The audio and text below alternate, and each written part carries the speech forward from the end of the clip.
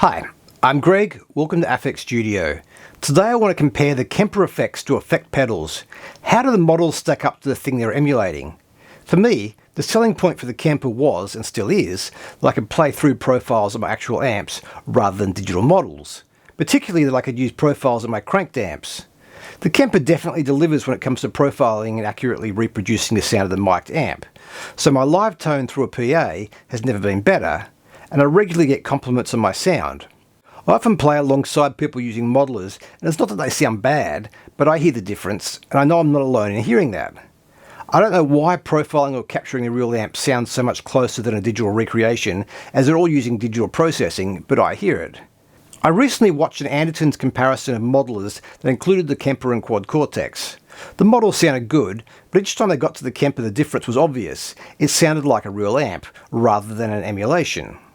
With the Quad Cortex, for some reason, Anderton's used neural amp models rather than real amp captures. The exception was a deluxe reverb, where they tried a capture of a deluxe alongside Neural's deluxe model. The capture sounded much better there too, which is exactly what I found in my own tests. Which led me to wonder how the Kemper effects compare to the real pedals.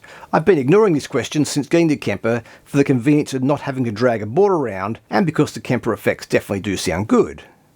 I think I assumed, given that profiling is so good, that the effects would be too, but of course it's different technology. Let's go back to the very beginning for me anyway. First pedal I bought, Christmas Tsar from Landis Music in Sydney at the end of 1982, an Ibanez FL9 Flanger, or as my mate Mike likes to joke, a Flanger. I've got the pedals in the effects loop of the Kemper, so they're in the same position after the amp. Okay, bypass that, and let's go to the Kemper Flanger, subtle.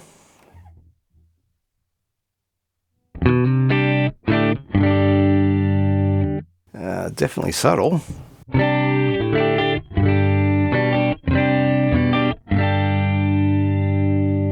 Okay, back to the real thing.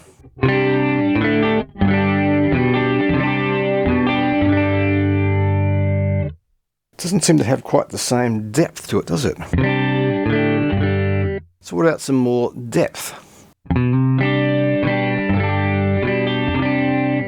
Doesn't seem to make much difference.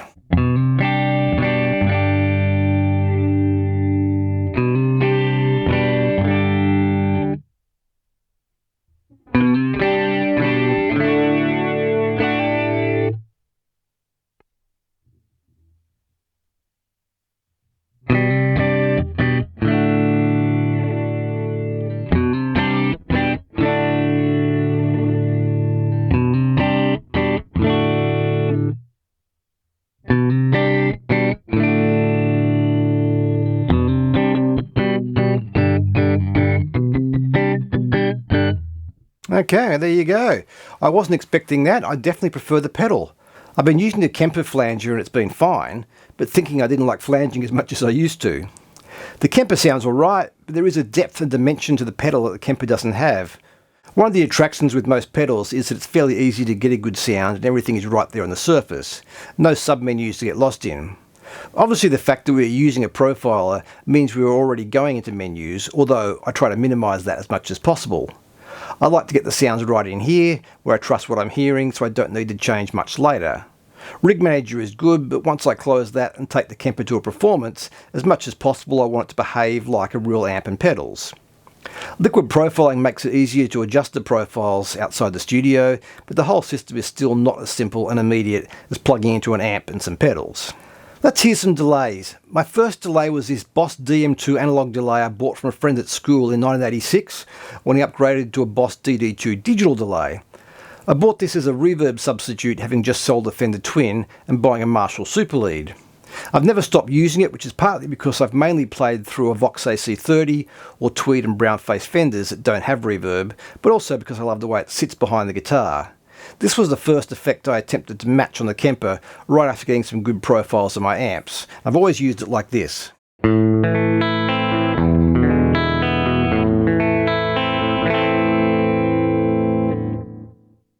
You really only notice it when you stop playing.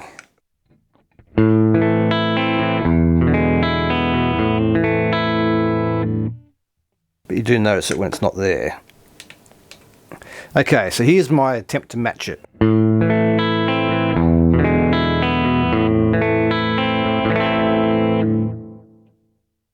Back to the real thing.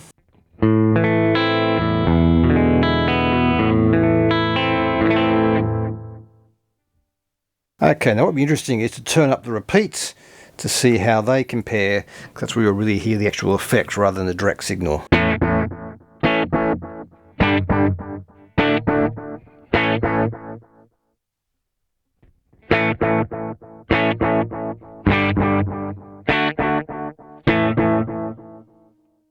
Now that actually may sound better.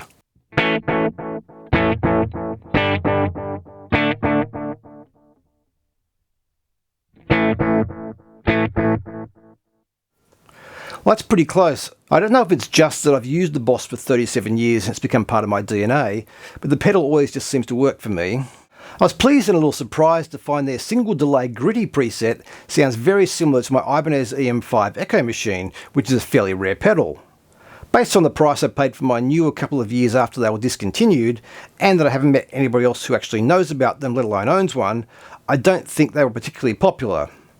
I discovered recently they have developed a bit of a cult following online, but think they're still largely unknown. They have quite a unique sound, supposedly emulating a tape delay, but whatever machine they based it on must have had a very worn tape. I needed to turn down the flutter intensity and grit and put some lows back in on their preset, but it was quite close as it was.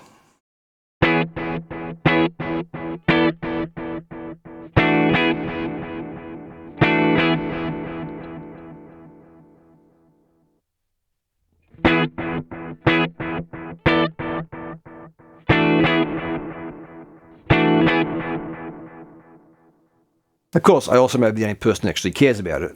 Let's try a straight digital delay. They don't actually have a preset for this. You need to turn down the grit and modulation controls and open up the high and low pass filters so that they're giving the full frequency response.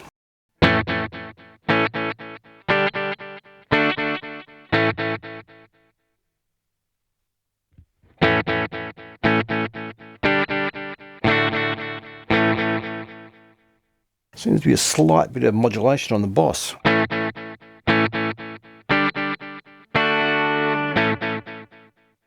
Possibly, not a lot. Okay, let's try a bit of modulation, because I often do use the modulation on the Boss units I have.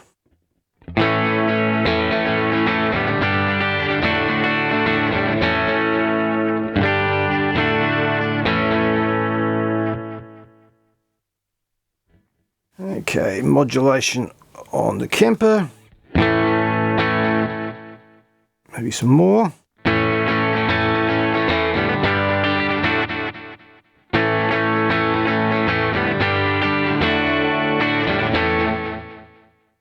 How does it compare if I do chorus instead?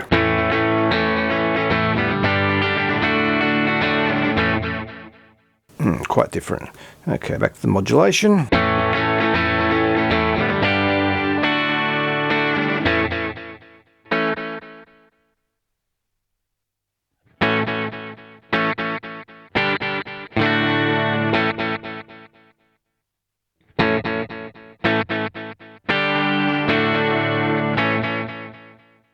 Alright, so I prefer the modulation on the Boss slightly, although by combining some of the other controls in the Kemper, may be able to get something even better, as the Boss only has the single modulation control.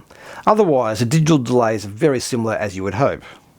Obviously, there are many more variations of delay we could try, and there are specific delays the Kemper can't match, but for general delays, the Kemper is definitely as good. The only thing it doesn't do as well is changing delay types on the fly if you don't have set patches for every song. So if you're using it like a pedal board and an amp, which I've been trying to do, there's no easy option for presets that just change delay settings without storing them with the amps. In general, I don't use many effects. The better my amps got, the less need I felt to use them. A great amp beats everything for me. I think most of us have been seduced by impressive effects, only to turn them off and realise the chord tone wasn't great. Even without using many effects, the 4 buttons on the Kemper remote aren't really enough. I thought about adding more switches, which is easy to do, but realised there wouldn't be any status indicators with those. I know you can reassign some of the other buttons, but that's annoying when you want to use those features for the regular purposes like, say, the looper or tuner. Boss OC2 Octave pedal. I've owned this for a long time, but haven't used it that much. I know a lot of people have them on their boards, and people do use theirs and mine on occasion. I suspect the Kemper's going to sound better here.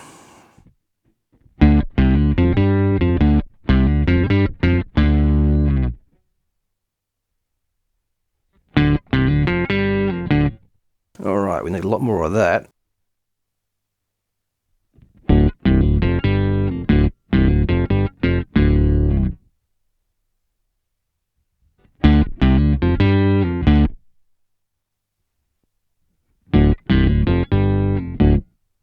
What's this voice balance do?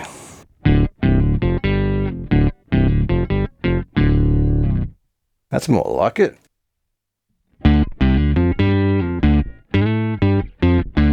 What happens if you play more than one note like this?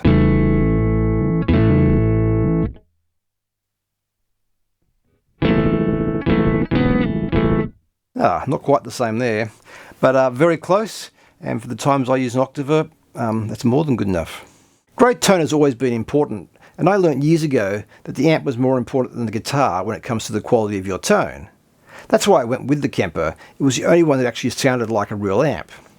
At this point, with so many people using approximations of amps, the better tones are even more obvious. All this nobody but you can hear a different stuff is offensive to everybody.